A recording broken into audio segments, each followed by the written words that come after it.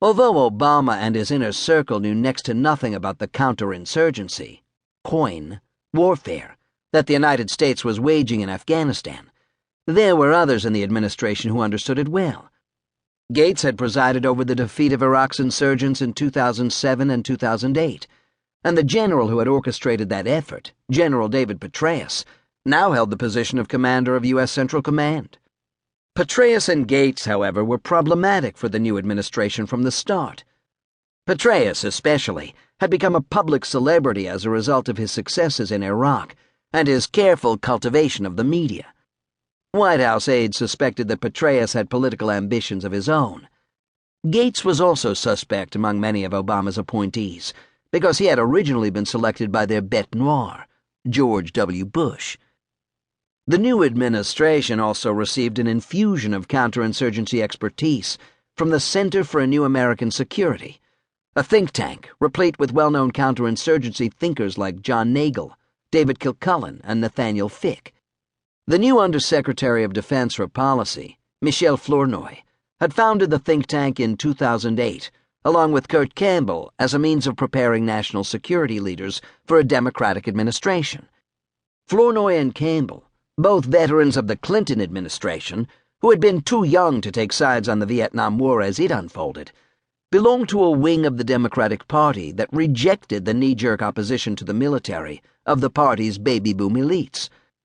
They wanted to restore the centrist internationalism that had prevailed in the Democratic Party prior to the presidential nomination of George McGovern in 1972.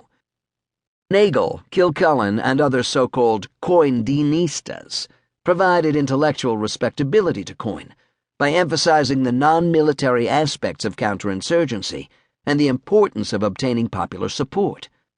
The coin-denistas had helped write the 2006 Army Marine Corps Counterinsurgency Field Manual, and they had convinced the media and the public that the population-centric counterinsurgency doctrine in the manual had led to victory in Iraq.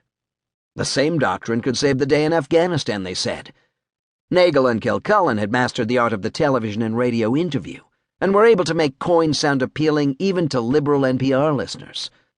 Flournoy and the coin-denistas from her think tank would help convince Obama and his national security team to engage in a full-fledged counterinsurgency in Afghanistan. 3 days into Obama's presidency, as the new administration's first National Security Council meeting on Afghanistan, Petraeus informed Obama that the United States needed more troops to achieve the U.S. objective of keeping Afghanistan from reverting to a terrorist sanctuary. He endorsed a request from General David McKiernan, the top U.S. commander in Afghanistan, to deploy 30,000 additional troops. U.S. military raids and drone-fired missiles had proven insufficient at thwarting al-Qaeda and its Afghan allies, Petraeus explained. What was required was a counterinsurgency approach, similar in its fundamentals to what Petraeus had executed in Iraq. It would involve securing the population with American ground forces, bolstering the Afghan National Security Forces, and inducing the Afghan government to provide services to the citizenry. Vice President Joe Biden interjected that they needed to agree on a new strategy before sending more troops. They had to think through their strategic goals. Although he was not one to read weighty books or policy studies on counterinsurgency, Biden believed that he knew enough to question whether counterinsurgency was the right approach in Afghanistan. And he was convinced that he personally was obliged to prevent the military's counterinsurgency gurus from steamrolling the novice president with their expert knowledge.